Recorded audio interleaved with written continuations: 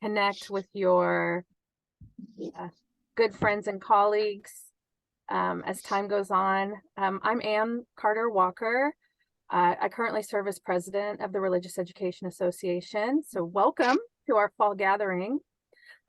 You are seeing me from my car tonight. I'm fulfilling an obligation to my son and to the REA at the same time. I mentioned to folks early on that his sixth grade football team's in their first ever playoff game. So I will report that they just scored. So that's excellent. So if my face goes, it's because something big just happened. Nevertheless, I'm grateful to see you all tonight. Glad that you're here. We are gonna spend a few quick minutes at the beginning giving you some updates and invitations on things to come pretty immediately in the REA, and then to engage you in some good conversation.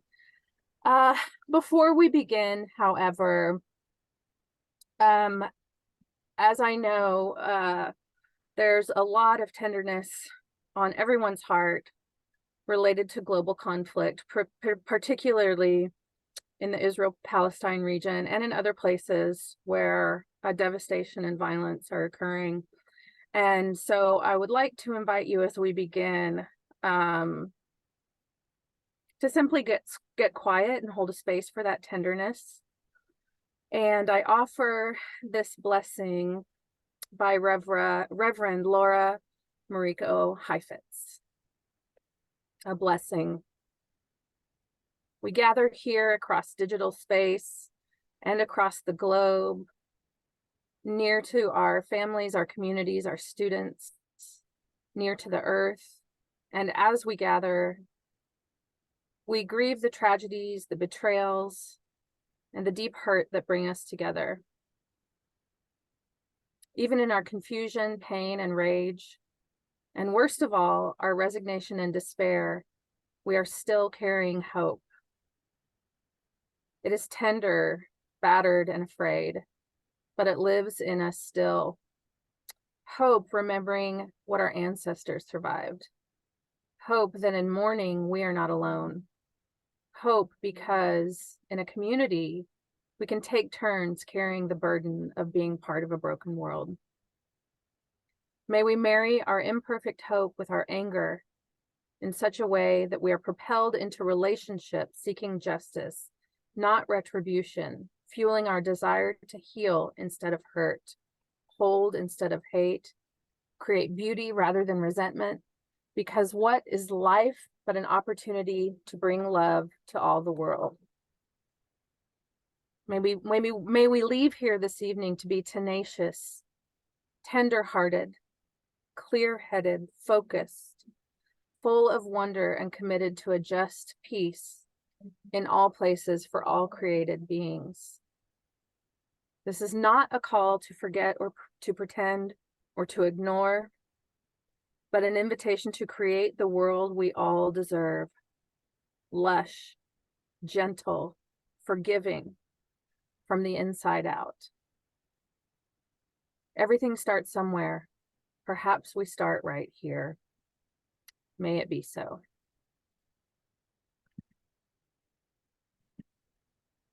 Thank you.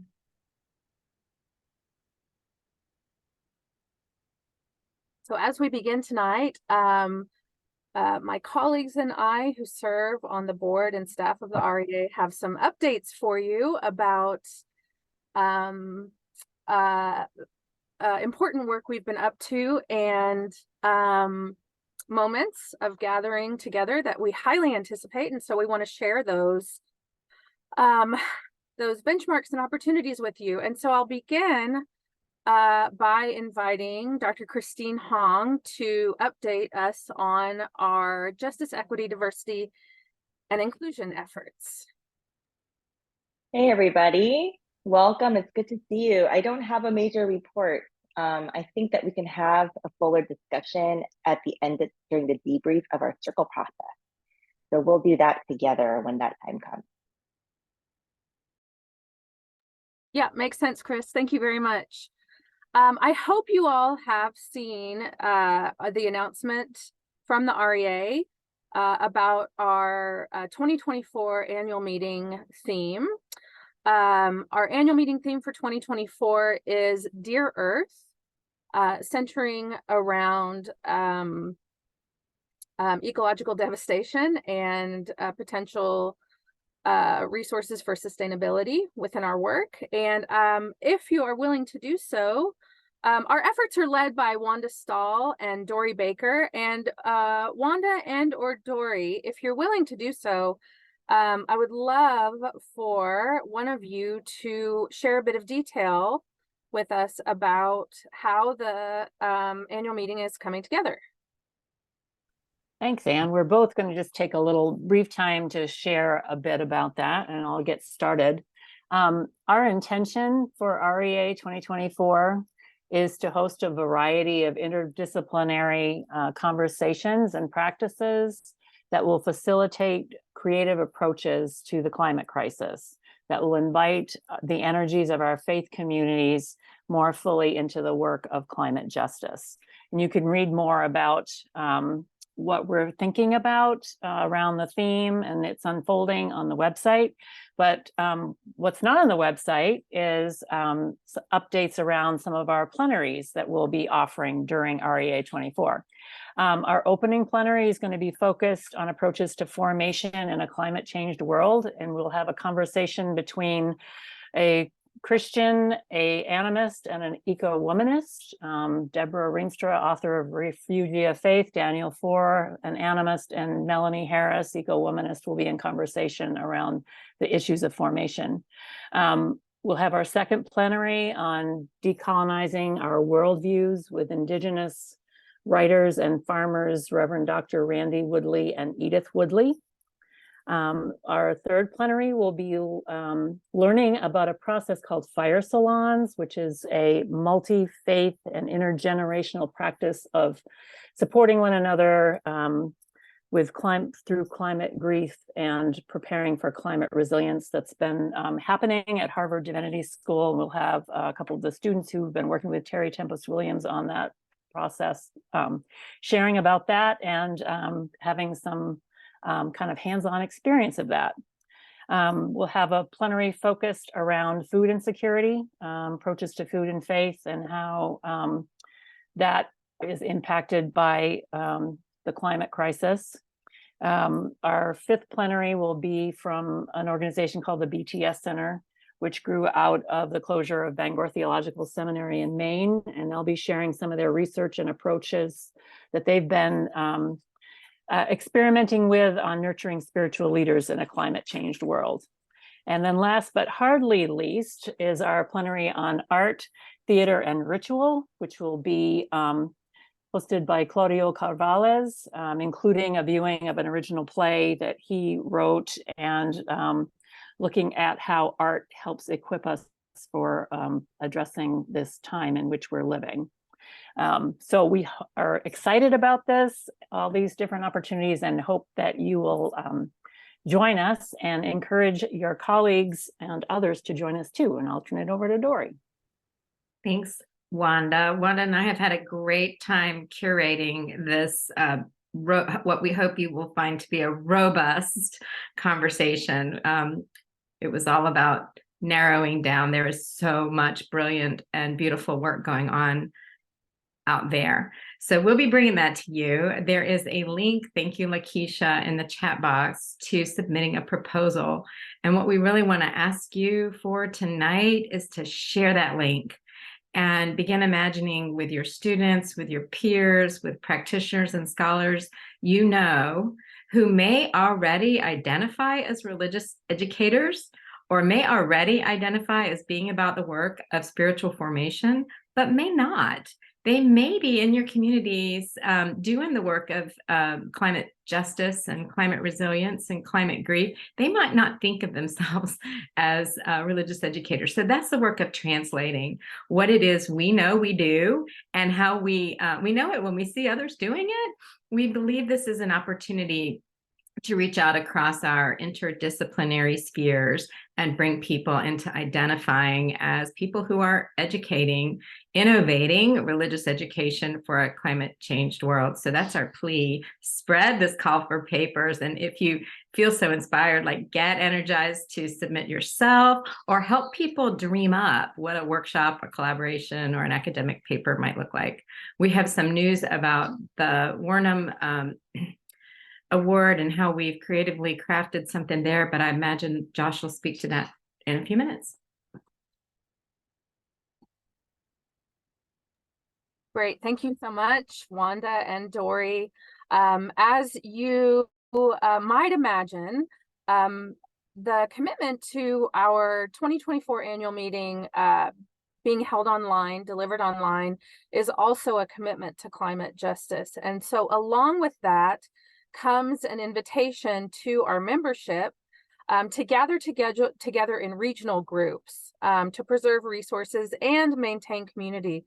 So as you're thinking about not only developing proposals for the annual meeting, please also think about hosting a regional gathering. We had regional gatherings last year in, I believe, in Boston and in Chicago.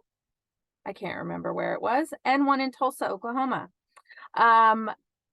Funding is available for regional gatherings across the globe. In many ways, this organization works best if our membership is active and participating in creating the connections with one another to continue to generate meaningful scholarship and community. So I believe that that link to drop, the link has just been dropped in your chat for the process for proposing a regional gathering. You can work with other folks around you in order to develop an idea for your gathering and to share leadership for that. We had a really kind of laid back one here in Tulsa last year. We went out to dinner, we did all the things. It was pretty wonderful. So I would encourage you to consider hosting a regional gathering from your space. I also want to invite Joshua Lund Whitler, the chair of our Harper Warnham committee, to talk about a special opportunity related to Harper Warnham and the annual meeting. So Josh, I'll hand it over to you. Thanks, Anne. Appreciate it. And also Elizabeth Nolan, who is here, is also a member of the committee. So it's good to get, we have a committee that is spans 5 different time zones. And so it's wonderful when we can all get together. But it's been a wonderful opportunity to work with Dory and with Wanda as they are preparing for 2024. And one of the goals of the Harper Warnham, specifically the Warnham Innovation Grant, it has been to work and to try to develop innovative and practical scholarship and practice, and to try to try to make that more, bring that more to the front, and to find new people to participate in the REA. And that fits along with some of the broader intentions and goals of the REA as well. And Dory and Wanda saw a really great opportunity and we started a great conversation around this theme of climate change and creation care as an opportunity to maybe use the resources of the Warnham Grant to be able to help find us and to help develop that, both that scholarship and that practice. So I encourage you all to take a look at when you get a chance, at the new at the submission form page for 2024 REA. And you'll see, if you get down there, you don't have to do it right now, but towards the bottom, when you get to if you're filling in your doing an application, you'll see that there's a section, very small, but it says Warnham Innovation Award, and it asks you to click yes or no to be considered for an innovation award.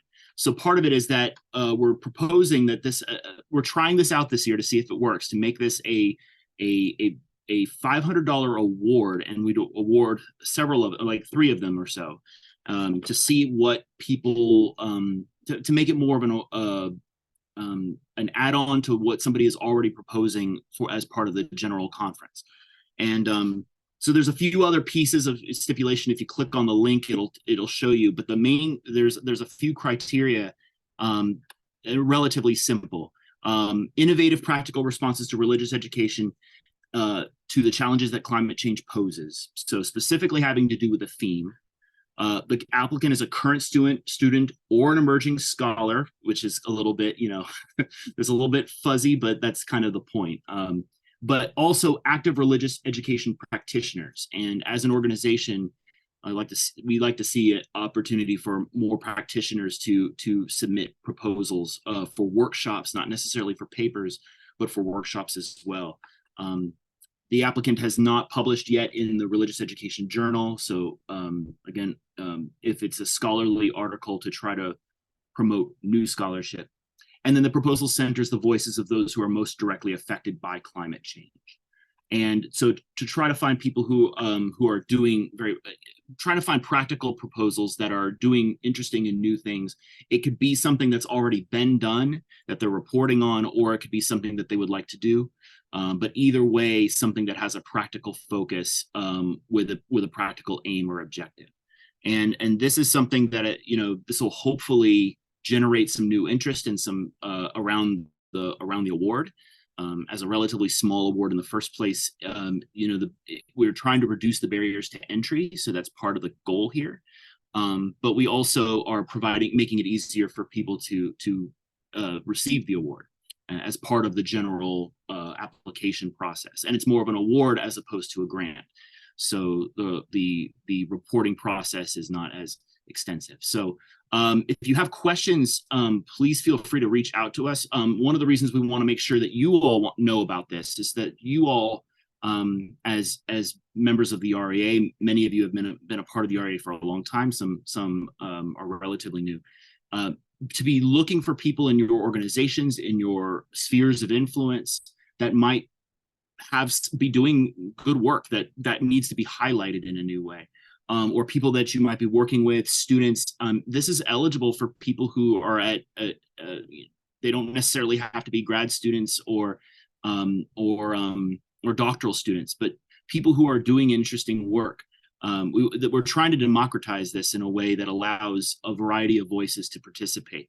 And so the sky's the limit as far as how it goes. And there is obviously a selection process. Not everybody will have, there's 3 awards. And so, but it will hopefully at the very least encourage people to submit workshops and papers for the REA in general. And then on top of that, to be able to award folks and to have a broader conversation around what kinds of innovative work needs to be done, what future directions can be taken, is pretty exciting. So again, big thanks to Dory and Wanda for encouraging this process, and thanks to Elizabeth and to others on the committee who have workshopped this process together to try to make this happen. So again, just encourage you all to take a look at that and to try to be thinking about people whom you might target, you might ask, you might encourage, that we may not have thought of in the past, as an opportunity to try to extend our community. Awesome. Thank you, Josh. Thank you so much to Josh and the Harper Warnham Committee for thinking creatively and in new ways about how we distribute, award, and support this good work. Thanks so much. A special note that I see in the chat from Lakeisha, and that's a reminder that our call for proposals deadline is January 31st, 2024. I will host a breakout session later this evening for folks who maybe want to think out loud or think about potential. Oh, I'm sorry. No, sorry. I got distracted. I'm hosting a breakout room for something else. I'm going to pause right there and say to you, I'm hosting a breakout session. If you want to explore out loud possibilities for theme proposals for the annual meeting 2025, right? So we are also, in addition to inviting proposals for annual meeting 2024, inviting you to dream with us, with one another, about theme proposals for 2025. So that's what I'm hosting a breakout session for later tonight. Is that everything related to the annual meeting? I'm looking at Dr. Lakeisha Lockhart. Okay, wonderful. Wonderful. I'm super excited, really grateful for all the generative, creative, innovative work that's happening related to our upcoming annual meeting. So thank you all. Really grateful. Last bit of business that I want to mention to you is that nominations are now open for leadership positions in the REA for the program year beginning September 2024. Lakeisha will drop a link to the positions that are open. I'll mention them to you briefly because you may be dreaming about one of these positions, and if you don't hear me say it, you might not think it's available. So positions are open for president, a 2-year term starting next September, for treasurer, also for the chair of the advancement committee, the chair of the program selection committee, the chair of the publications committee, chair for religious education and public life in the global community committee. We are opening a position for a historian. We're searching for 2 members of the RE and Faith Communities Committee, 1 member for the Religious Education and Public Life and Global Community Committee, 2 for the Academic Disciplines and Institutions Committee, 2 for Advancement Committee, and 1 for the Nomination Committee. So we need your participation in order to, keep this thing going. So if you have been dreaming about a position or dreaming about someone that you think would serve well in a position, now's the time to reach out to Lakeisha and let her know that you're interested, or that you're interested in someone else's experiencing someone else's leadership. Yeah. So I would also just extend the invitation, if you want to know more about the kind of boundaries and requirements of a position, to please reach out to us as well, because we can also talk with you about what that looks like.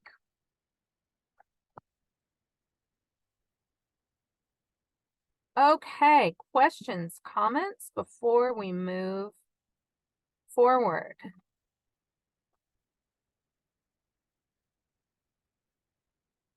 If you're raising your hand, I definitely can't see your hand. So, okay, I think everyone's good. Well, one of the things I hope that you've heard from me over time is that part of my commitment for this year in leadership in the REA is to really think about how the REA lives into the governance changes that we're experiencing that are birthed out of our justice, equity, diversity, and inclusion efforts. And so the bulk of our time together tonight is going to be spending some time in conversation about how our changes in governance in the REA affect our experience of the REA, how we produce religious education, scholarship, and practice, etc. And so at this time, I'm going to hand over facilitation for this portion of our meeting to Dr. Christine Hong, our JEDI officer, and Christine will get us started on next steps. Did you want to open up the kitchen table? Oh, yes. Yes, I did. Okay. Thank you. This is what happens when you attend from your car. So the other thing I imagine you all have heard from me, if this isn't the first time you're hearing from me, is that I intend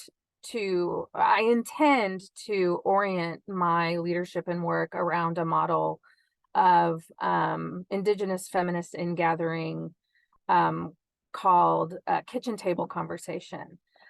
Kitchen table conversation happens not only in Indigenous feminist communities, but many communities, almost all communities, and also has a lot of structured iterations, including a World Cafe, if you've experienced that approach, and circle process, which is a process that REA has committed ourselves to as a way of governing and navigating our relationships. And so as we open this time together to hear stories about and wrestle with and imagine together and remember and imagine together the REA, past, present, and future.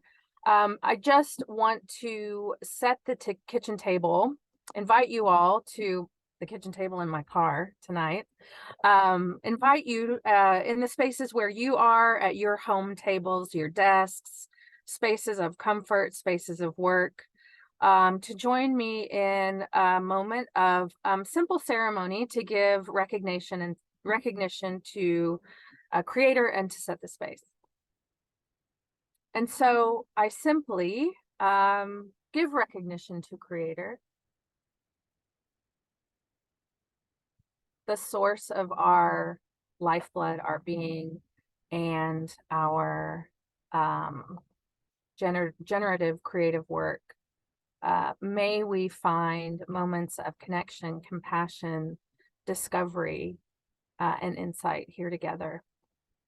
And as we set this kitchen table together, we have a group of facilitators working with us tonight, as you will experience this circle process. And those folks have committed together with me to setting the kitchen table through a review of our code of conduct, our newly adopted code of conduct for the Religious Education Association. And I'm going to quickly drop that code of conduct in the chat. And I want to invite, and if you would, follow that link and just open the chat, open that link and kind of skim and review for yourself the code of conduct. And I would like to invite our circle process facilitators as we begin tonight to model what it looks like to share together around a kitchen table around a particular theme. So I invite our facilitators as a kind of point of modeling and moving forward to share your insights about what you find valuable in the REA Code of Conduct.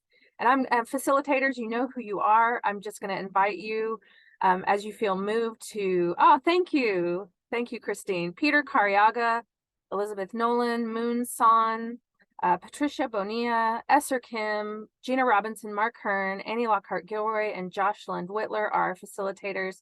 And so I invite you now to unmute and share with us points that you find particularly valuable in the Code of Conduct.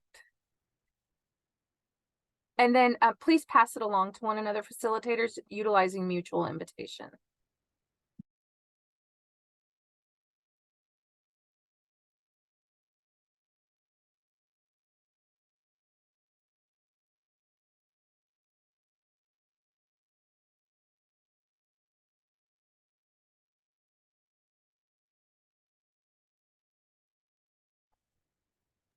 Okay, I'm going to invite someone. I can start. All right, thank you. So for me, again, my name is Patricia Bonilla, and I really appreciate that imagination and creativity are explicitly named as pillars of the REA. And in the Code of Conduct, it says that we celebrate how our guild and its members imagine and activate new teaching and learning modalities, creating and sustaining communities globally and locally, and courageously moving into spaces of disruption, renewal, and collective futures. So I think just having this process and doing something different, using kitchen table ways of conversation, and now really going into our fall gathering and using circle process is a way of implementing this new modality of being creative and imaginative, and that is really inspirational to me. And I invite Peter.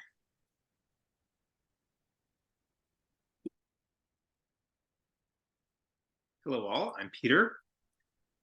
One of the things that I appreciate about the code of conduct is actually just a very simple one here. The second bullet point under the general guide is to ask for people's names and pronouns and to use them, and not making assumptions in there. And that comes out of some of my own experience, not necessarily with pronouns, but with names, and also assuming the kinds of things or rather the kinds of places that I'm coming from. In some cases, like the literal geographical places, in that I come from both the Philippines as well as the United States. I come from Filipino culture as well as white U.S. American culture. I come from a couple of places, and so just that simple act of not assuming too much, and perhaps, if I may, there, not assuming that I've mastered something about the other person, is a helpful reminder to me, but also affirming of an experience that I've had, and I think that will be helpful and affirming to others as well. And I will now pass to Annie Lockhart Gilroy. Hello all, Annie Lockhart Gilroy. The one I will focus on is listen to one another's experiences and perspectives with respect, but understand that respect does not mean concepts or ideas will go unchallenged if they harm and deny human dignity of others. I particularly like that one because often I've been told or taught that to respect someone's opinion is to say nothing, even if it causes harm, even if it, enrages, even if it hurts, even if it galls. To respect means you nod and say you have the right to that opinion, even though it does great damage. I also appreciate it because I do not want to go unchallenged. I often joke with my friends, not gonna lie, sometimes I'm making fun of some folks, but when someone says something that's a little off, I turn to my friends and I say, don't let me go out like that. Like, if I say stuff like that, come get me, right? Like, I don't want to go unchallenged. If I am, causing harm or denying human dignity or saying things off, I want people to say to me, yeah, that's not a good look. And, there is, to me, that's the respect and understanding that I could be better, that I am capable of doing better. And it is respectful to me to demand better and expect better. So I appreciate that. And with respect, I invite Josh. Thank you. I think for me, I'll mention, since a lot of the other stuff that's already been mentioned is good stuff. I would like to mention that just the circle process itself is something that I think is just a really valuable contribution. I just think of just the fact, if I'm looking at it here, so just the idea that the circle process, it's a process that both allows people to be fully heard, but also not any one person to dominate. And that right in and of itself is kind of flies in the, if I could dare to say it, kind of flies in the face of academic culture. And I think that that's a helpful corrective, as a way of, it's not just about, I think we've seen examples, not just in the REA, but outside of it, of what happens when somebody sucks all the oxygen out of the room. And conversely, at the same time, what the circle process is so focused on really truly actively listening. And, you know, from the time that we're doctoral candidates and students through the process of entering into academia, I feel that we are socialized into a mode that it does not promote listening, but promotes what's the next point that I'm going to get across. We're trying to look for the next point that we're going to make so that we seem intelligent and don't, you know, whatever it might be, as opposed to really and truly deeply stopping and paying attention to each other, which is something that we're trying to teach our students, which is because it's a kind of important part of religious education. So, and religious leadership. So I like that the method matches the message, and that the process that we're asking to subject ourselves to in order to try to build collegiality and trust, but also to deal with conflicts or just issues or problems, or just to have conversations with each other, reflects a desire for us to come to the table and to as co-learners and co-facilitators. And I think that that's a good thing to model and to bring also about in our practices. All right, I'm gonna invite Gina. I'll invite you. Thank you, Josh. Hi, everyone. I am going to lift up a part of our online code of conduct. And it's the very last one. It says encourages breaks as needed. Whenever possible, take breaks every 90 minutes. I love this one because it reminds us that we are an embodied people. And as religious practitioners and scholars, remaining in our bodies, taking up the fullness of our body, remembering that we have a body, we are more than neck up people. And I think it is a way that we can maintain connection, even like beyond the box, right? Whether it's a call for everyone to move their bodies in a way that feels good to them, or whatever it may be. Just remembering that we do have bodies and we have bodily needs, and that we offer spaces for people to attend to themselves in ways that's best for their health and their wellness and their being. So I would like to invite Esser.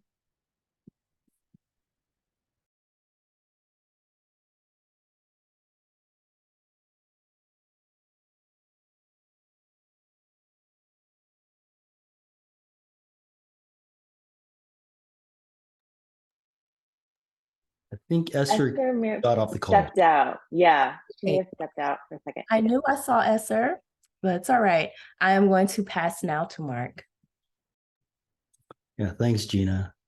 I think for me, one of the key points is operate in collaboration with other REA members whenever possible. I want to share a little story, and hopefully it's short. And that is, I think in some ways, Sue, you're laughing when I said I hope it's short. I think in some ways, 2018, at least for my life in the REA, was a threshold year, and it was a watershed moment.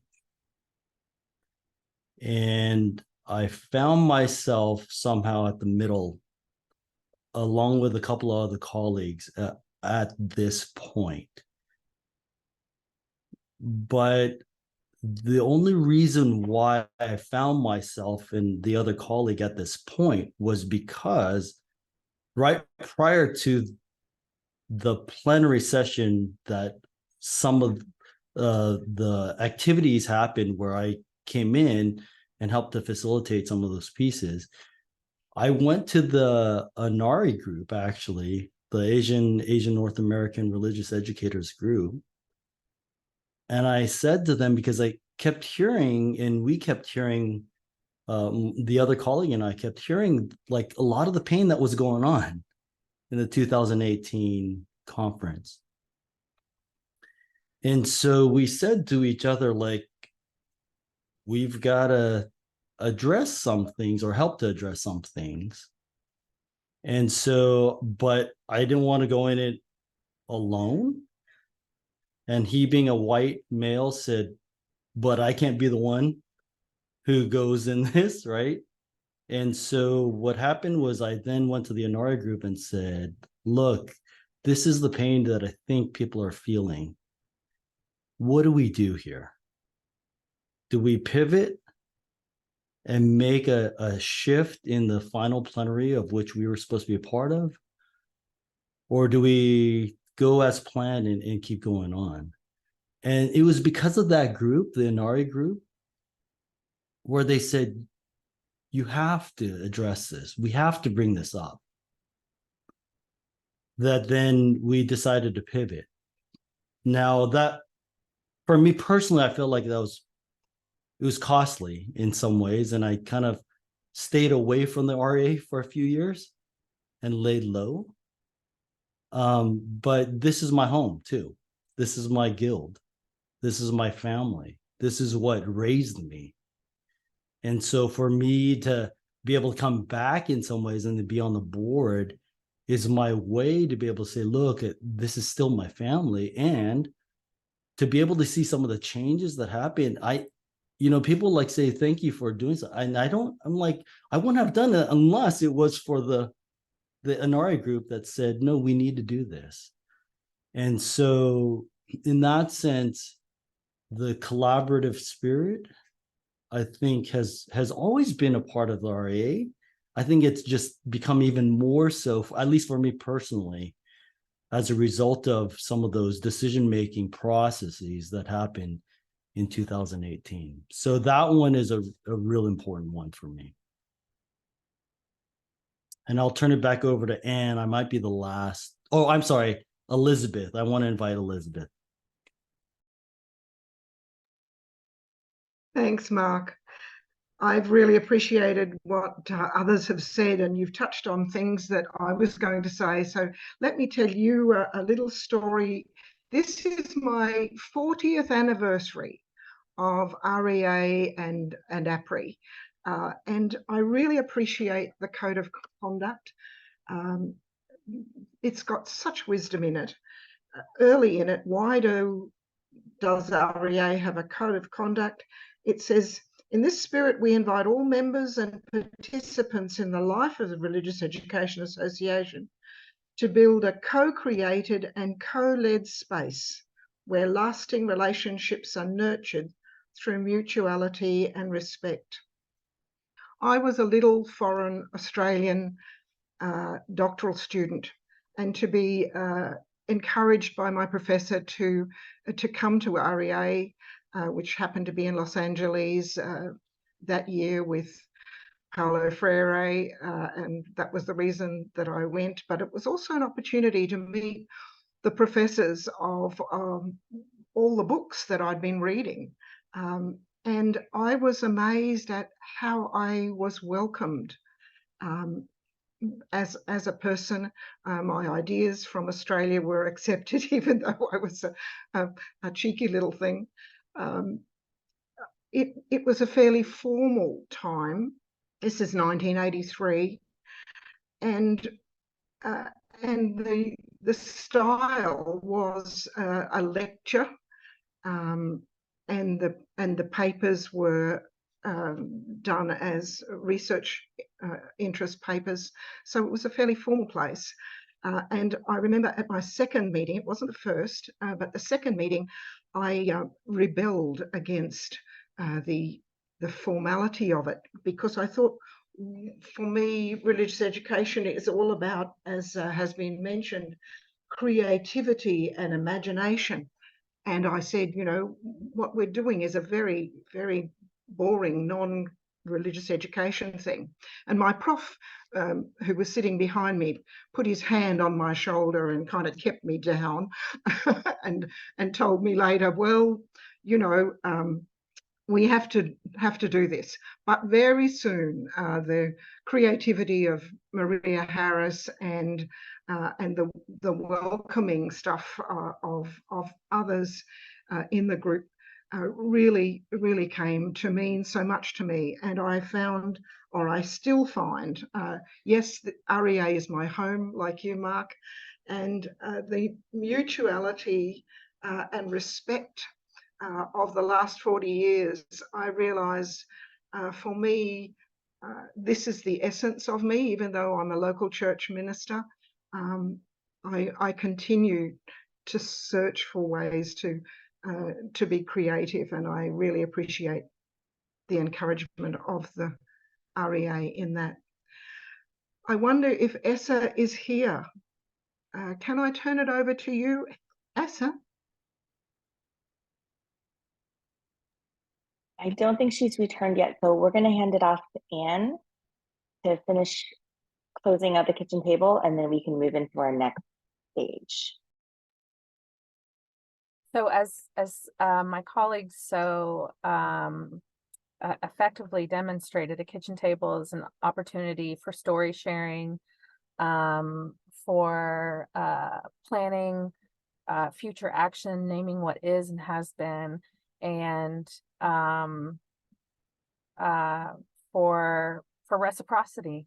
I'm grateful for all of you for sharing in that storytelling and reciprocity together. And so now, Christine, I want to make sure we're moving it to the right place at the right time. Yes. So now we're going to invite you all into smaller kitchen table spaces with one another. And so I will hand it over to Christine to set the stage for that.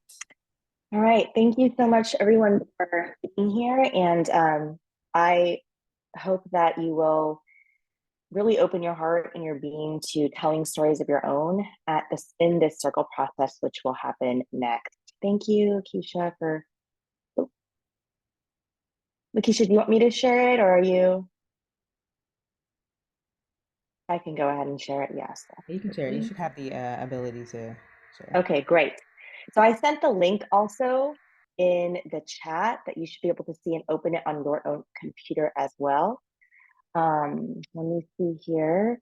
So these are just guidelines to move everything around on my screen. So this is just what we're going to do. I'm just going to go over this quickly with you all. In your circle, you'll have a facilitator who you've heard from briefly, and you'll do some brief introductions around the circle so you know who is in your little group. Then there will be 3 questions. We'll go over those at the very last slide. Each of the questions receives 15 minutes time divided equally between different participants in the circle.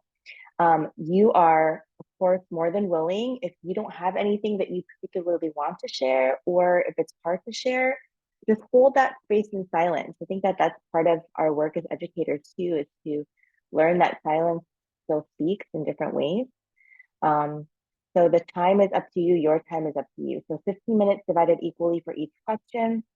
The facilitator will move you through those 3 questions, and Lakeisha will help the facilitators mark through the broadcasting over Zoom when to move on for each question. Afterwards, we'll return to large group. Then we will have a 25-minute large group debrief. The facilitators will be taking notes on what you're saying. They're not necessarily contributing their own story, but they are really listening to yours and gathering and harvesting all of that information. And we'll come together and share what we learned in our circle process. And then you are also welcome, as your facilitators are sharing in the larger group, to write in the chat any additional information that you would like to share. Share some shared values that I'd like us to think about as we go into our circle process group. The first is we're going to use mutual invitation. As you have seen, we are inviting one another to speak, but again, a reminder that silence may be kept instead of speaking, and that is completely up to the individual who is called upon. You can also, if you want a little bit more time to think about your response to the story you want to share, you can pass and ask to be called on again later in that round. It would be great if you would speak from your personal experience rather than share things you've heard other people say. I think that that's really important to the circle process, that we tell stories out of our own being. Please listen and attend when others are speaking, and hold silence with each other, not against each other, but with each other, and listen and attend deeply. We would love for you to invite you to keep your cameras on during the circle process if and when possible, but certainly life happens. Things are happening around you as you're participating, but as it's possible, if you would create and keep a visual presence, that would be wonderful. And lastly, to treat one another with kindness and respect, particularly for the stories that are told. We have 3 prompts and 3 rounds. This is the first round. We would really like to invite you to think about what is gained and lost in our decision to meet online and our decisions to meet in person. In our next conference gathering, we will vote on how, or we will consider and vote on how we will meet in 2025. And part of making that decision as a collective, as a group, is to hear what is your experience of what is gained in meeting online, and also what is lost. What has your time with us in all seasons been? If you are a first-time attendee or you're a newer member, what do you imagine from your experience of having lived online and in person is gained or lost?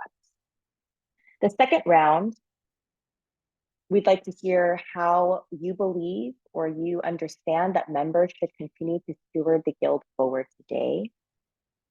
And the last round is to reflect back to each other what you have heard one another say. What have you heard that deepen your overall reflections, challenge them, or raise new questions? And that is it. All right, any questions about process for the next step here?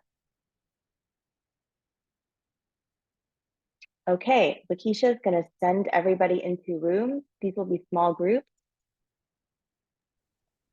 Chris. Yes. One question is, are the overall time like going to be, is there a master timekeeper that's going to let each of the breakout rooms? Okay. Lakeisha will broadcast the messages as different time limits expire. Thank you. And the questions as well. So you'll see those. Thank you.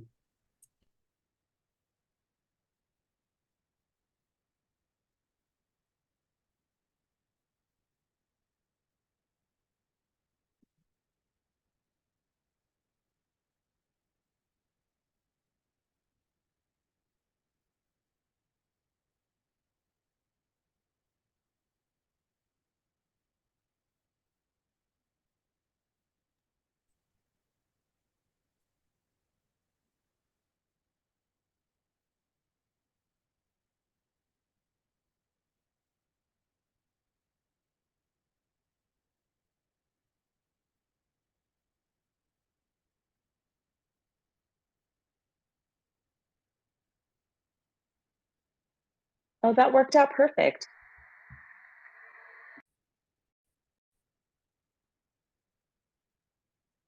Okay, welcome back, everybody. Thank you so much for your participation. We're going to do a debrief up till 9 o'clock Eastern Standard Time. So I would just like to hear back from the facilitators, and I would love for the rest of us to go ahead and engage in the chat with any additional things that you would like to say. So we'll move through each of the prompts just to hear what different people were talking about. So how about, let's start with prompt 1. And just to remind you, this is a question about the online versus the in-person experience of annual meetings. So sharing an experience about what was gained or lost in the decision to meet online. And if you were a first-time attendee or a new member of the REA, from your own experience, what do you imagine would be gained or lost? So I would like to invite Annie Lockhart-Gilroy's group to share. Okay. I'll go back and forth with you, and I'll just say, excuse me, gained, saving money, particularly for this person as a student, lost networking with other student members, gained presence as an international member. This person was able to join us in this space, and it would be very expensive to travel. What is lost is the relationship building that tends to happen easier when in person, and personal connections. It's also mention of a loss of a three-dimensionality of being in a shared physical space, with things like the sharing of art.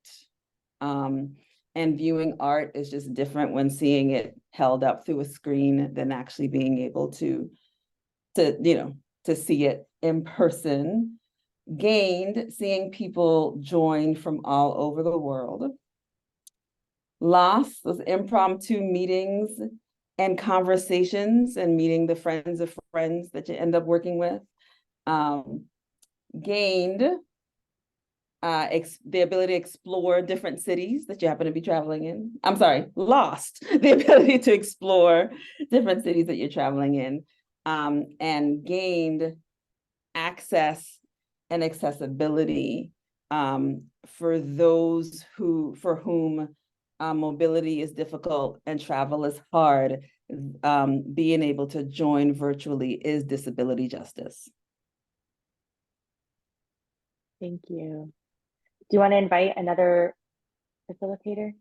Yes, if I remembered who they were. Peter, right? Yes, I invite Peter.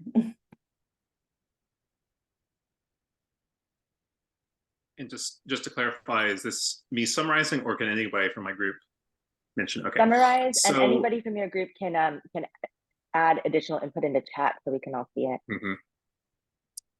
Add or correct, yes. So one thing that was, several things that were gained and lost that Annie mentioned. I will add that one thing that was gained is accessibility, and in particular having the options for translations in Korean and Spanish. So one thing that was mentioned is that this was that while this could happen for in-person gatherings, it's more cost-effective to do it online. And although for presentations you will likely have to present in English, to be able to hear something in your heart language is something that is a major gain, major win. Besides that, one big question that we had, or rather one big theme from that first question, is these kind of spontaneous meetings, these hallway meetings that can happen that in an in-person setting, where you either say, "Hey, it's good to see you," or "Hey, I was in your presentation. I've read your book. It was really helpful." Those kinds of things. That gets lost, of course, in an online setting. And so part of our conversation was about that, is how do we either replicate those things or at least try to get at some of the same things that they do. And one thing that we talked about was possibly having power brokers or wing people, if you will, within REA, to make some intentional connections, and beyond just people, also have some intentional things that we build in to REA programming.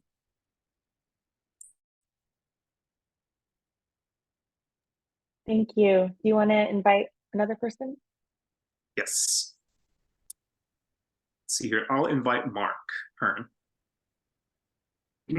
Yeah, thanks, Peter. And we had two actually facilitators in our group, so also Josh, maybe right after.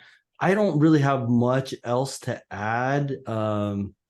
With this, I will add that the loss though is, the gain is the global membership, right? And particularly from younger global membership, the accessibility and the cost factor.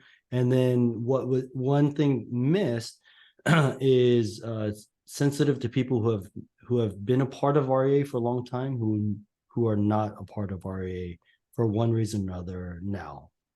So Josh, do you have anything else to add to that? Well, there was a lot of great insights shown by the group. One of the things, if I'm trying to tie together some of the things that, one thing that I'm going to try to pull it all together in one thing. So we'll see if that works or if it'll just be a mess, but we'll see. But the idea, the theme of ancestors that we looked at in a couple of REAs ago, a couple of annual meetings ago, really stuck out when I think you were talking about Greer Ann's role for you as a spiritual ancestor for you in the journey in REA, and how that helped shepherded you versus conversations of others who have felt, maybe at least a little bit, at least in the beginning, maybe having trouble finding their way. But those who did find their way towards leadership were often shepherded by somebody. And then conversely, also looking at the example of when things have gone awry, or when accountability needed to be had, it was a student who stood in the space that needed healing. And you gave the example of 2018, where a student stood in the space. And so that recalled me the conversation that Patrick was having with us about future ancestors as well as past ancestors. And just as in terms of this conversation, thinking about ways in which always thinking about the dynamics of how we're passing on not just a particular tradition, but how we are as a community together, and a support system that kind of ebbs and flows through time and space. Bringing that into the virtual space and being intentional about that is such an important part of what it means to be a part of the REA, and what I think a lot of us have found valuable about it. So finding ways to continue that process. So I don't know if that made sense or not, but that was my attempt to kind of pull a few ideas together. And I can leave it there, I think. But there was a lot of good insights in our group. Anybody Thanks, wanted Josh and Mark. And we will invite Gina. Yes, two things. Also dittoing kind of what has been said before. But one loss is the potential to build relationships across like interfaith difference, stronger relationships, as those may be built possibly easier or deeper, quicker in person. Not to say they can't happen online, but it is a bit more of a challenge. So when in person, that is something that is a bit more possible or accessible in some ways. And also just thinking about ways, it wasn't like a gain or a loss necessarily, but the intergenerational aspect of REA is something that was noted through each question, but particularly with this one, just thinking about intentional networking for younger scholars to connect with those who have been either practicing or teaching a bit longer. So just a little bit more curious about, if we are in the virtual space, how to facilitate that better, and if we're in person, how to facilitate that better. I would like to invite Patricia. Thank you, Gina. Yeah, so a lot of the similar conversations about the loss of that in-person spontaneity, having the time to get a coffee with someone, meet somebody in the hallway, do informal presentations, and also the loss of older folks that have been a part of the guild for a long time, finding it very difficult for them to connect with the technology. And so we're losing the stories and the knowledge of the guild, of those folks that have been around for a long time and know things, for good or for bad, right? So, and both, about the guild. Also this concern about how to build friendships that it seems to be that the folks that have been around the REA for a long time have really built friendships because of this time that they've spent going to the conference and sharing meals together, having these informal conversations. How do we replicate that? There was one suggestion about, the REA has a time where you can sign up to meet a mentor. How does the REA do things like that? So finding ways for that loss of mentoring, how do we gain that again? The gains, have to do with just having a larger presence of international folks that are joining the annual conference and the gatherings, but also the time that is spent. There's a gain of time spent with our families. We don't have to travel as much. Maybe also the gain of being able to participate in other conferences, especially for graduate students that have a very limited budget. Now they can participate both in the REA and maybe one or two more conferences, depending on how much their institution gives them in terms of financial support. Let me see. There was also, we had a conversation about how the brain engages with information and how we learn differently online to how we learn when we actually engage people, even like facial expressions, right? There's that loss of even picking up on social cues, which is a part of how we're learning things more deeply, and just these the conversation about how are we going to continue to build friendships, how do we preserve the guild if we can't build in this intergenerational mentorship. And I think anybody who wants to add from my group can add in the chat. I just want to remind you all that you can do that. And I'd like to invite. I think Elizabeth is the only facilitator. Mm-hmm. Thank you. We reiterate many of your comments. A couple to add. First of all, the change to a July timing of the annual meeting is problematic for some. They prefer the November time because it's closer to other conference times. To have proposals required by the end of January, it doesn't work in their heads. So that was something else that is a loss that we might need to look at.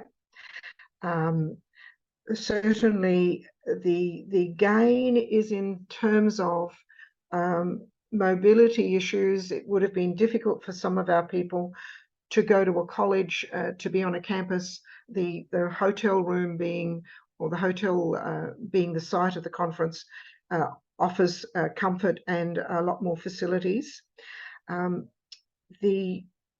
I think those were the two major things that we didn't. Oh, sorry, one more. Under the loss also is the loss of the feeling it is when we've done the memorial moments, when we gave the tributes to the senior scholars, and that has been felt as a loss. Much of what we were talking about was the interpersonal, informal conversations that are possible. I'll leave it at that, Christine, in terms of the extra things that we wanted to add. Thank you so much. We are at time at 9. I want to take 10 more minutes to hear the responses to the second question. But if you are somebody that needs to leave at this moment, or if you can hang on, we will have groups that are meeting after this conversation to talk about different focuses that we wanted. You know, we have an RA meeting, we have proposals. They're in the chat right there. So those of us who want to hang out for that can do that as well. So I want to move on to the second question, which is about how we steward the guild today. How do we move forward together? So let me invite Gina to go. Thank you, Christine. We can steward the guild today.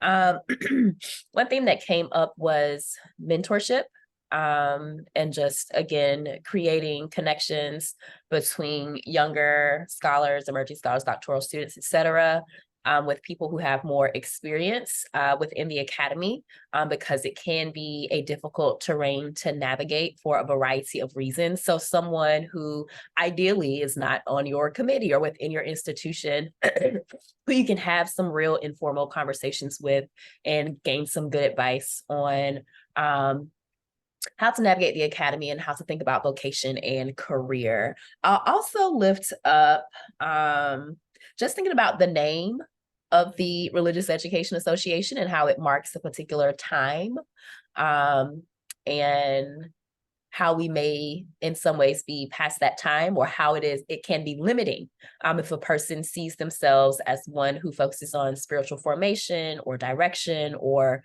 what have you. They may not see themselves as part of our guild, but those of us who are insiders will know of course, we welcome you in. You are definitely a part of us.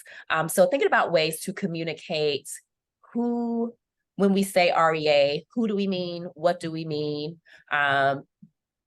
We want to be more invitational.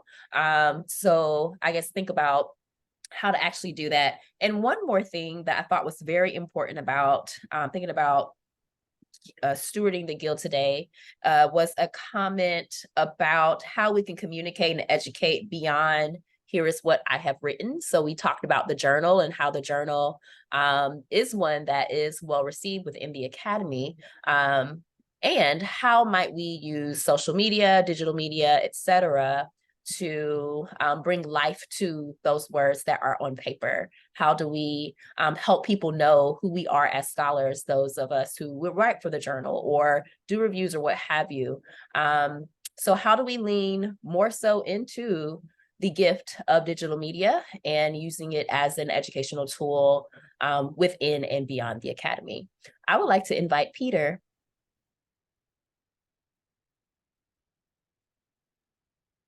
Thanks, Gina. I'll respond to this question, and then I think I need to jump off of here to go to the Inari group. Folks in our group named a couple of things. I mentioned in the chat staying grounded with folks who are actually on the ground with practitioners, and these can be clergy, these can be nonprofit leaders, these can be a whole host of other things. But how are we not only keeping in touch with them, but making sure that the things that we talk about, at least in part, reflects what's going on the ground, needs on the ground, and also featuring the kinds of things that folks on the ground are learning themselves. How do we, to use the language that was used in the group, how do we make sure that we're staying connected with the people, quote, in the trenches? And especially considering that religious educators are themselves practitioners as far as educating about religion. And another quote here: if we solely live in the theoretical and don't get into any matters related to practitioners, if that's the only thing that we do, then it means nothing. I will also add that that we in REA are that we're so diverse that there is a need to be clear and to clarify what we need. This is in terms of not only terminology, but also things like the annual meeting theme. And then we'll also add one more thing as far as a need for clarity is being curious about, okay, what is the process exactly of choosing leadership? What is the process of paper proposal and paper selection? Speaking from my own experience, I'm 3 years into this, and I've heard various things about the leadership process changing. I don't know what it was like previously. I know a little bit more like what it is now, but that's after having piecemeal put it together.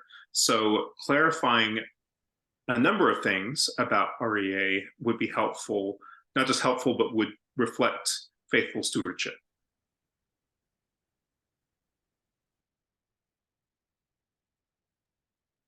How about Mark, Josh? Yeah. First of all, I apologize because I realized that my last response was more to the second question than to the first. So just, take that and plug it into this conversation, the part about the ancestors. So I'll chalk it up to it being late at night for me, relatively speaking. So I'm thinking of I'm just looking through my notes here of what some of the folks said. And I guess one of the pieces here, I guess I'll just add that what Peter, what he just mentioned made me think of as well.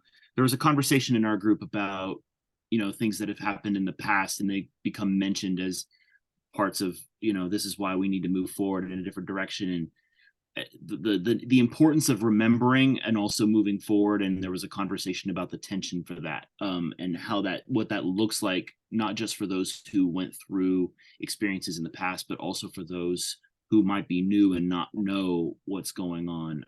Or, and Peter was talking about the leadership structures, what it was different, what is it now? How do we talk about these things? And what does that actually look like? So, I was trying to, I think that the conversation of what's the ways that we remember the past in order to move forward. There was an understanding of we need to remember the past, but also being conscious of how we remember it, and ways in which not just how we remember it, but how we make that past accessible in a way that is thinking about what we're becoming and what we are, and letting that be a way in which not we're taking the lessons of that and moving forward, but it also kind of works as a primer for those who are maybe, because we're kind of in this in-between space right now where people are still very much influenced by what's happened in the past, but we're also rapidly changing as well. And so I guess being conscious of that in some way and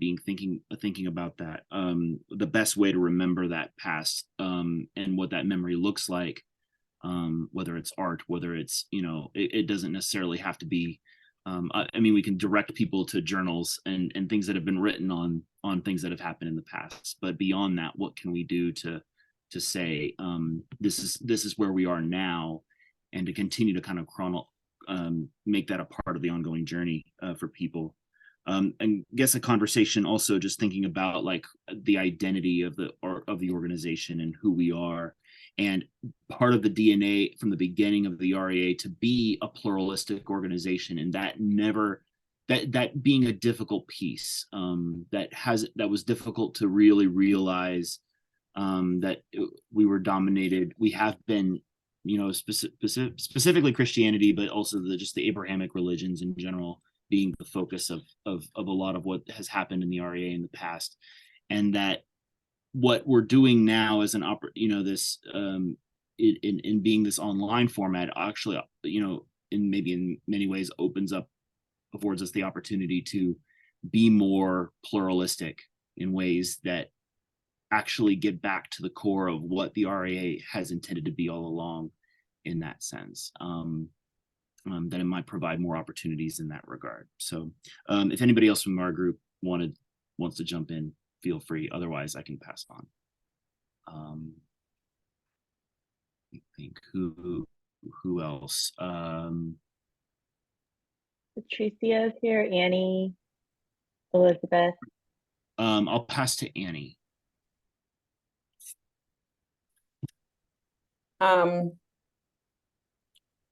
So I'm not going to repeat what's already been said, and I'm going to particularly keep it brief in the interest of recognizing time's running out. And note that there were several folks that talked about appreciating the creativity and pushing of boundaries that happens within the REA space.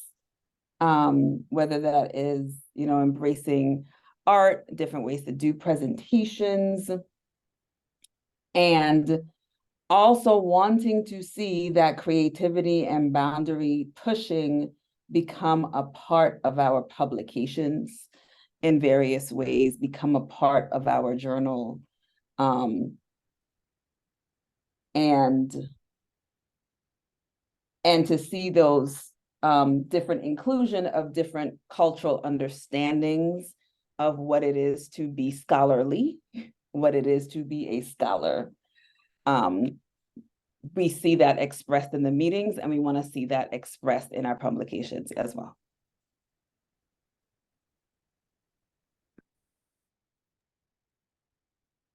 Sorry. It's okay.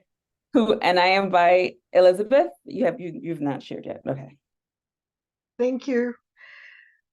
Denise in our group said that we can best steward by the organisation by giving it away, and that sense of being willing not to hold it too tightly, to allow the organisation to grow. We went on to say that we need to cast a broad enough vision of the organisation so that all of these extra people that we have been more recently focusing on in terms of our interdisciplinary connections and just how important those interdisciplinary connections are, so that they too can understand that they too are educators. And so it's giving it away and yet keeping those little ties there, hoping that our vision of the organisation is broad enough. So apart from, yeah, I'll leave it at that and send it off to Patricia. Have we heard from you for this one? Thank you, Elizabeth. Again, I won't reiterate what has already been said, but I think one of the conversations we had about stewardship of the guild was really, this is a different kind of guild, right? Even though people are willing to have these difficult conversations, and again, we talked about the 2018 conference and how difficult it was for specifically for this guild to have a conversation about race.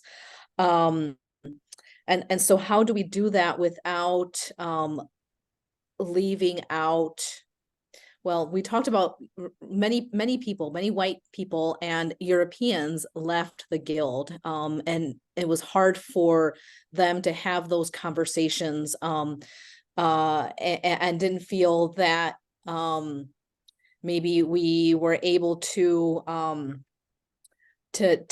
do that, and then how that feeds into like who we are as a guild. How do we care for each other? How do we create new spaces for mutuality, especially with these difficult conversations? And then like, who is our audience? Right? If we want to broaden this concept of religious education and also its relationship to practical theology, right? How do we have these conversations about identity in light of the way that we have wrestled with conversations about race in the past? And then also like pushing like, how do we steward the kind of research that members want to see in the guild, right? In a way that is that contributes to research, but also brings in and centers practice, right? How do we continue to have those conversations? Let's see. I think there was also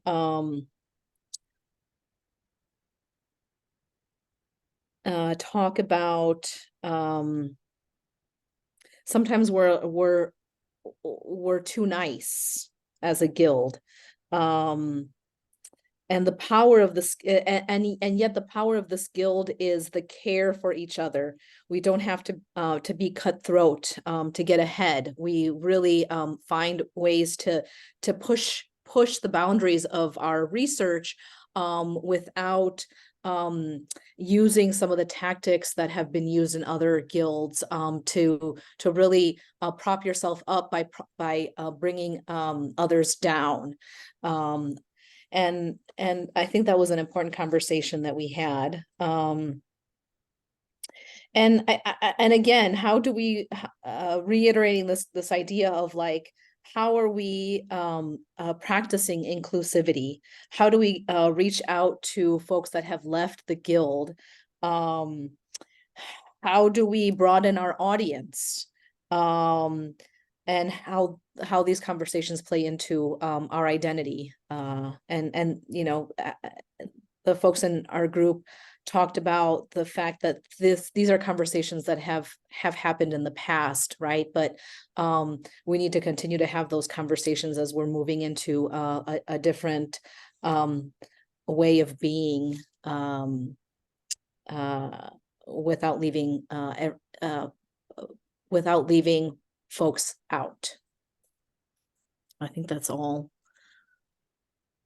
Thank you so much for everyone for participating and facilitating during this time. I think these are conversations that are worth having. I hope that your time in your group was valuable, and then you heard from people you haven't heard from before. I think that is some of why Circle Process is so pivotal for our work. So we do have our breakout rooms open for different interests. If you want to join, Elizabeth. One of the key things that came out in our question 3 that I think is important, Christine, is that some of the folk had not read the Code of Conduct. I tried to find it easily on the website and couldn't find it. I only found it because of the link. And so that sense of how do we make this Code of Conduct more visible on our website and accessible to people. We talk about the key thing is to have the whole organization own the Code of Conduct.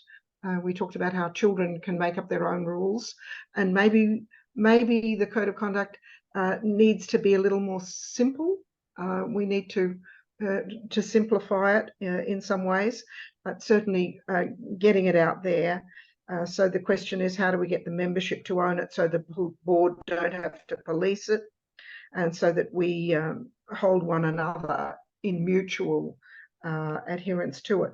However, the other thing that was said that I didn't talk in section 2 was just how the brokenness of our 18 enabled, we can redeem that brokenness by the courage of people standing up to put up the thing that says stop, and yet because of that, by taking the learnings back with our students, it in fact was a very educational experience.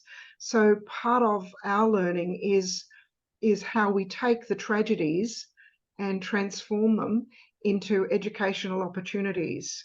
And so as a guild, I think I want to highlight the value of how we operated and move forward, although I've heard that some people left as a result. So the care for one another is what we also said was terribly important. Thank you. Thank you so much for that additional note. That concludes this time of just debriefing about your Circle Process group.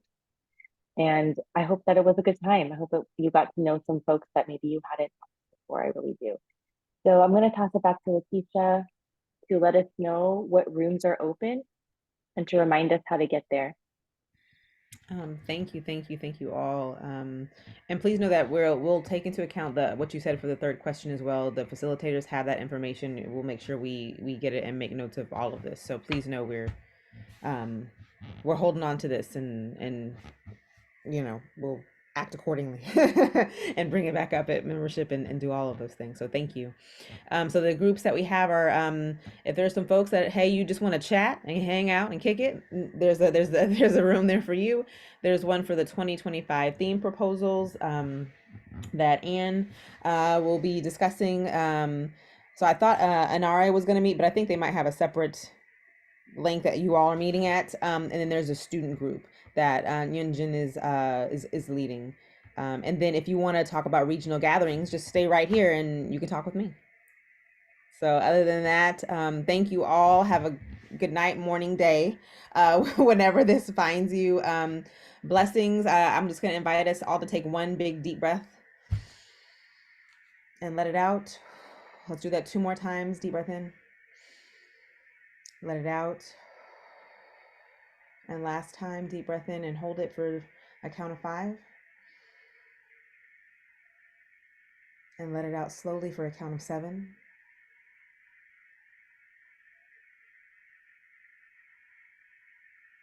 And just thank you, and just continue to breathe. I feel like our breath is our blessing because we still have it. So I'm grateful for all of you. Take care, be well. And Chris, am I missing anything? Was that it? No, just thank you to Lakeisha Lockhart, Christine Hong, our facilitators, Annie, Mark, Josh, Esser, Patricia, Josh, I think I said your name twice, Peter, Elizabeth, Gina. Love you all. Blessings. Thanks. Thank you, everybody.